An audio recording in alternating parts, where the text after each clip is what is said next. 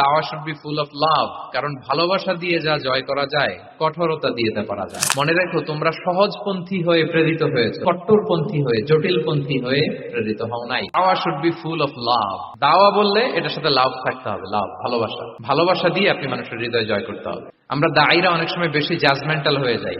আরব শায়েখরা বলে যে নাহনু দুআত লাসনা কুদাত, আমরা দাঈ, আমরা জাজ নই, উই আর নট জাজেস। আমাদের অনেক দায়ীরা আমরা ভুল করে ফেলি, আমরা বলি যে ও খারাপ, ও এটা, ও জাহান্নামী, ও খারিজ, এরকম আমরা সবাইকে নাকচ করি। মনে হয় যেন সবাইরে জাহান্নামে পাঠাই, আমি একা জান্নাতে যেতে পারলেই সফল। আচ্ছা বলেন তো, সব গেল জাহান্নামে, আপনি একা শুধু জান্নাতে, ভাল লাগবে আপনার? এই যে আজকে আমরা এখানে সবাই ছাত্র, শিক্ষক, ডিস্টিংগুইশ গেস্টরা, উপরে আমাদের বোনরা, কত ভালো লাগতেছে না? ধরেন যে 2500 সিটিং ক্যাপাসিটির এই চীন মৈত্রী সম্মেলন কেন্দ্রে কেউ নাই, শুধু আপনি একা। এই বিশাল হল রুমে কেউ নাই, আপনি একা, ভাল লাগবে? সবাইকে জাহান্নামে পাঠিয়ে শুধু আমি জান্নাতে গেলে এটা আমার ভাল লাগবে না, ওই জান্নাতে। আমরা কিভাবে আমাদের জান্নাতের দলকে ভারী করতে পারি, এই চেষ্টাটা আমাদের বেশি বেশি করতে হবে, কি বলেন? তাহলে দাওয়া should be full of love, কারণ ভালোবাসা দিয়ে যা জয় করা যায় কঠোরতা দিয়ে তা পারা যায় না। ভালোবাসা দিয়ে আপনি যেটা করতে পারবেন, কঠোরতা দিয়ে কখনো সেটা করতে পারবেন। আসুন আমরা হাদিস থেকে শুনি, সিরাত থেকে শুনি। আল্লাহর হাবিব সাল্লাল্লাহু আলাইহি ওয়াসাল্লাম মসজিদে নববীতে বসে আছেন সাহাবাদেরকে নিয়ে। হঠাৎ এক বেদুইনের আগমন। বেদুইন মানে যার মধ্যে নগর জীবনের কোনো নিয়ম কানুন সে দেখেনি, জানে না, বুঝে না। সিভিলাইজেশন বলতে যেটা বুঝি, ভদ্রতা, কার্টিসি, ম্যানার, এটা সে শিখেনি।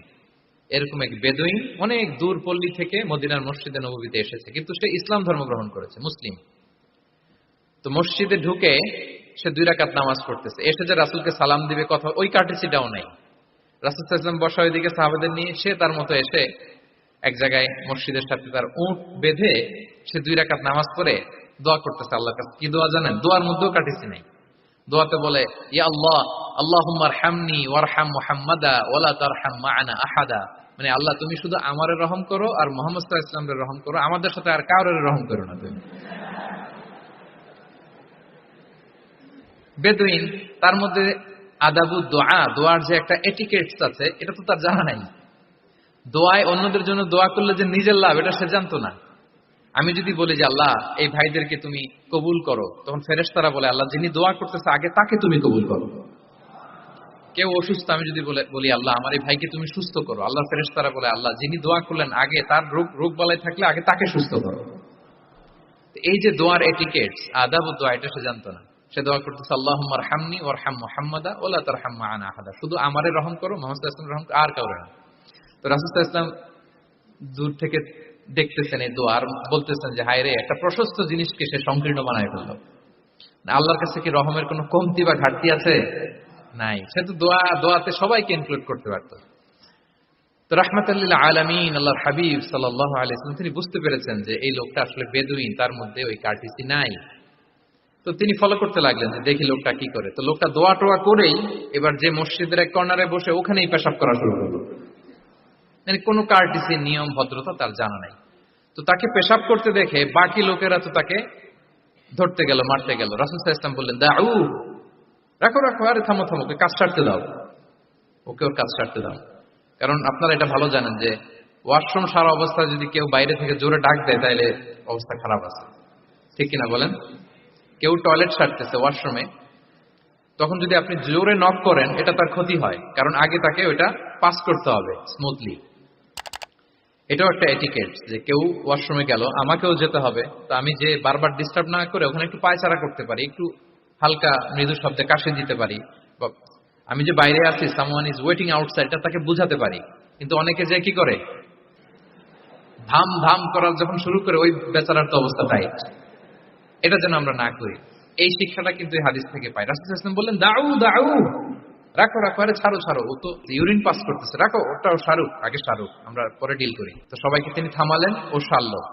এবার রাসূল সাল্লাল্লাহু আলাইহি ওয়াসাল্লাম বললেন, এবার তোমরা যে ওয়াহারিকু আলা বাউলিহি সাজলান মিন মা, যেহেতু মসজিদে নববীর ফ্লোর ছিল বালুর ফ্লোর, শুকিয়ে যাবে, বললেন যে ওর পেশাব করা জায়গার উপর 1 বালতি পানি ঢেলে দাও। সাহাবারা দিল। আর এই বেদুইন লোককে রাসূল সাল্লাল্লাহু আলাইহি ওয়াসাল্লাম কাছে টেনে নিলেন, যে তাকে খুব ভালোবাসা দিয়ে বললেন, কি অবস্থা তোমার, কোত্থেকে আসছো, সব খোঁজ খবর নিয়ে বললেন যে তুমি যে এখানে নামাজ পড়লা, এরপরে আবার এই কাজটা সারলা, তুমি কি জানো এখানে আল্লাহর জিকির করা হয়? এটা আমাদের ইবাদতগাহ। এখানে আমরা রবের জিকির করি, তার কাছে ফরিয়াদ করি, সবাই মিলে এই কমিউনিটির সবাই এখানে আসে। এই কমিউনিটির, মদিনার কমিউনিটির সবাই মিলে, নারী পুরুষ নির্বিশেষে আমরা এসে এখানে আল্লাহর কাছে ফরিয়াদ করি, দোয়া করি, ইবাদত করি, কোরআন তেলাওয়াত করি। এটা আমাদের ইবাদতগাহ।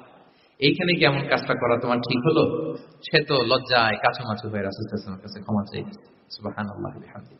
একটা কঠিন পরিস্থিতিকে ভালোবাসা দিয়ে রাসূল সাল্লাল্লাহু আলাইহি ওয়াসাল্লাম কোথায় নিয়ে যেতেন, এটাকে পুরো হিস্ট্রি পাল্টে দিতেন, সিনারিও পাল্টে দিতেন। সাহাবারা অবাক হলো, তারাও শিখলো যে না, এরকম করা যাবে না। তখন তাকে এইভাবে ডিল করলেন। আর সাহাবারা যারা রাগারাগি করেছিল, সাহাবীদেরকে রাসূল সাল্লাল্লাহু আলাইহি ওয়াসাল্লাম বললেন, ফাইন্নামা বুইসতুম মুয়াসসিরিন ওয়া লাম তুবআসু মুআসসিরিন। মনে রাখো, তোমরা সহজপন্থী হয়ে প্রেরিত হয়েছো, তোমরা কঠিন কট্টরপন্থী হয়ে, জটিলপন্থী হয়ে প্রেরিত হও নাই। তোমরা কোনো কাজকে জটিল ভাবে সমাধানের দিকে যেও না, সহজ করে সলভ করবা। সুবহানাল্লাহ, সুবহানাল্লাহ বিহামদিহি। তাহলে দেখেন, ভালোবাসা দিয়ে রাসূল সাল্লাল্লাহু আলাইহি ওয়াসাল্লাম ওই বেদুইনকে যেভাবে আদব শিক্ষা দিলেন, তার হৃদয় জয় করলেন, কঠোরতা দিয়ে পারা যেত? তো 6 নম্বর দাওয়া মেথোডোলজি হচ্ছে দাওয়া should be full of love, full of love, full of well wishes. আপনি শুভকামনা, ভালোবাসা, এটা দিয়ে আপনি মানুষের হৃদয়ে যতটুকু জায়গা পাবেন, কঠোরতা দিয়ে পাবেন না। আরেকটা ছোট্ট উদাহরণ দেই। সুমামা ইবনে উসাল রাদিয়াল্লাহু তাআলা আনহু, উনি ইয়ামামার অধিপতি ছিলেন। অধিপতি রাসূল সাল্লাল্লাহু আলাইহি ওয়াসাল্লামকে হত্যা করতে এসেছিলেন গোপনে। কি করতে? হত্যা করতে। কি করতে বলেন সবাই? হত্যা করার জন্য এসেছিলেন। কিন্তু দুর্ভাগ্যক্রমে হত্যা করতে এসে সে ধরা পড়ে গেছে সাহাবীদের হাতে, হত্যা করতে পারে নাই সুমামা ইবনে উসাল। তো সাহাবীরা তাকে ধরে মসজিদে নববীর পিলারের সাথে বেঁধে রাখলো, বেঁধে রাসূল সাল্লাল্লাহু আলাইহি ওয়াসাল্লামকে ডাকলো। তারা বলল যে ইয়া রাসূলুল্লাহ, দেখেন ইয়ামামা থেকে আসছে সুমামা ইবনে উসাল আপনাকে হত্যা করবার জন্য, তাকে আমরা ধরে ফেলেছি, আমরা বেঁধে রেখেছি। রাসূল সাল্লাল্লাহু আলাইহি ওয়াসাল্লাম তার কাছে যে তার খোঁজ খবর নিলেন প্রথম দিন, এবং তার সামনে যথারীতি তাওহীদ এবং রিসালার দাওয়াত দিলেন। ফিরে আসলেন, ফিরে এসে সাহাবাদেরকে বললেন, তোমাদের ঘরে ভালো রুটি আছে কার কাছে? রুটির কালেকশন, আটা পিষে রুটি বানাতে পারবে। একজন বলল আমি। বললো যে এটা সুমামাকে দিয়ে আসো। তো দিয়ে আসলো। আরেকজন বললো ভালো তাজা খেজুর আছে কার কাছে? এক সাহাবী বললেন আমার কাছে। রাসূল সাল্লাল্লাহু আলাইহি ওয়াসাল্লাম বললেন যাও, এটা সুমামাকে দিয়ে আস। দিয়ে আসলেন। এরপরের দিন রাসূল সাল্লাল্লাহু আলাইহি ওয়াসাল্লাম যে আবার ইসলামের সৌন্দর্য, মাহাসিন আহকামি শারিয়া, ইসলামী শারিয়ার যে বিউটি অফ ইসলাম, এটা তুলে ধরলেন, ইসলামের যৌক্তিকতা তুলে ধরলেন। সে অবাক হতে লাগলো যে কিরে, যুদ্ধবন্দীদের সাথে মুহাম্মদ সাল্লাল্লাহু আলাইহি ওয়াসাল্লাম এবং তার অনুসারীরা এরকম আচরণ করে? সে তো যুদ্ধবন্দী, এত সুন্দর আচরণ। তাকে আবার ইসলামের সুশীতল বাণীগুলোর প্রতি আহ্বান করে রাসূল সাল্লাল্লাহু আলাইহি ওয়াসাল্লাম বাড়িতে এসে এবার নিজের যে উট আছে, উটকে যে পালে, সে রাখালকে বলল তুমি উটের দুধ দহন করে তাকে কিছু দুধ দিয়ে আসবে। সুবহানাল্লাহ। আসছিল রাসূল সাল্লাল্লাহু আলাইহি ওয়াসাল্লামকে কি করতে? হত্যা করতে। তো তাকে ওটার গরম দুধ দিয়ে আসা হলো, সে পেট ভরে খেলো। তৃতীয় দিন এবার রাসূল সাল্লাল্লাহু আলাইহি ওয়াসাল্লাম যে ইসলামের যে ভবিষ্যৎ, ইসলাম মানলে যে জান্নাতে থাকা যাবে, এগুলো সব বললেন এবং তাকে আরো অনেক মেহমানদারি করলেন, আপ্যায়ন করলেন। 3 দিন যখন রাসূল সাল্লাল্লাহু আলাইহি ওয়াসাল্লাম ইসলামকে তার সামনে এভাবে প্রেজেন্ট করলেন, আপ্যায়ন করলেন, ভালো আচরণ দেখালেন, সে অবাক হয়ে গেল। আল্লাহ তাআলা তার হৃদয়টাকে নূর দিয়ে আলোকিত করে দিলেন। 3 দিন পর রাসূল সাল্লাল্লাহু আলাইহি ওয়াসাল্লাম সাহাবীদেরকে ডেকে বললেন, যাও সুমামা ইবনে উসালের হাত পা গুলো যে রশি দিয়ে বেঁধে রেখেছো ছেড়ে দাও, রশিগুলো খুলে দাও। সাহাবারা বলেন কি ইয়া রাসূলুল্লাহ, সে তো খুনি, সে সুযোগ পেলেই তো অ্যাসাসিনেট করতো, তার রশি, হাতের রশি খুলে দিত আপনাকে মেরে ফেলবে। আল্লাহ রাসূল সাল্লাল্লাহু আলাইহি ওয়াসাল্লাম বললেন, না, আমি যা জানি তোমরা সেটা জানো না, যেটা বলেছি তাই করো। মসজিদে নববীর পিলারের সাথে তাকে যে বেঁধে রেখেছো, রশি খুলে দাও, হাত পা খুলে দাও। আল্লাহর হাবিব সাল্লাল্লাহু আলাইহি ওয়াসাল্লামের নির্দেশ মোতাবেক সাহাবারা ওনার হাত খুলে দিলেন, পা খুলে দিলেন। সুমামা ইবনে উসাল কারোর সাথে কথা না বলে, তার বাড়ি তো ইয়ামামা, সেখানেও ফিরে গেলেন না, অন্য কোনো শহরেও গেলেন না। তিনি মদিনা থেকে অনতি দূরে একটা খেজুরের বাগান আছে, ওখানে কুয়া আছে, উনি যে ওই কুয়ার পানি দিয়ে গোসল করলেন। গোসল করে পবিত্র হয়ে মসজিদে নববীতে রাসূল সাল্লাল্লাহু আলাইহি ওয়াসাল্লামের কাছে ফিরে আসলেন, আর এসেই ঘোষণা দিলেন, আশহাদু আল্লা ইলাহা ইল্লাল্লাহ ওয়া আশহাদু আন্না মুহাম্মাদার রাসূলুল্লাহ। সুবহানাল্লাহ, সুবহানাল্লাহ। তিনি বললেন যে আমি সাক্ষ্য দিচ্ছি আল্লাহ ছাড়া কোনো ইলাহ নেই, আরো সাক্ষ্য দিচ্ছি যে মুহাম্মদ আপনি আল্লাহর প্রেরিত বান্দা এবং রাসূল।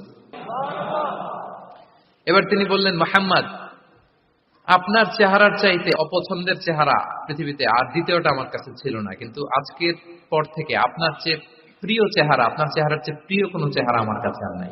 ইসলামের চেয়ে অপছন্দনীয় ধর্ম আমার কাছে আর ছিল না, কিন্তু আজ থেকে ইসলামের চেয়ে পছন্দনীয় কোনো ধর্ম আমার কাছে নাই। মদিনার চেয়ে অপছন্দের শহর আমার কাছে ছিল না, তো আজ থেকে মদিনার চেয়ে কোনো প্রিয় শহর আমার কাছে নাই। সুবহানাল্লাহ। উনি গমের বড় ডিলার ছিলেন, গম ব্যবসা করতেন। উনার থেকে গম নিয়ে মক্কায় মুশরিকরা চলতো। তিনি ঘোষণা দিলেন, আজকে থেকে আমার এলাকার কোনো গম মক্কায় যাবে না। এবার মক্কাবাসী পড়ছে বিপদে, গম ছাড়া তো তারা খেতেও পারবে না। তারা আল্লাহর হাবিব সাল্লাল্লাহু আলাইহি ওয়াসাল্লামের কাছে চিঠি লিখে পাঠালেন যে, মুহাম্মদ, তোমার এই যে নতুন অনুসারী, সে যদি গম না দেয় আমাদের তো অবস্থা খারাপ। তুমি দয়া করে এই গমের সাপ্লাই আবার যাতে সে চালু করে তুমি একটু বলে দাও। আল্লাহর হাবিব সাল্লাল্লাহু আলাইহি ওয়াসাল্লাম আবার সুমামা ইবনে উসালকে বলে দিলেন, আবার সে সাপ্লাই চালু করলো। সুবহানাল্লাহ ওয়া বিহামদিহি। এবং তিনি প্রথম তালবিয়া পাঠ করে উমরা করেছে। তাহলে দেখেন, আসলো খুনি হয়ে, আসলো কি হয়ে?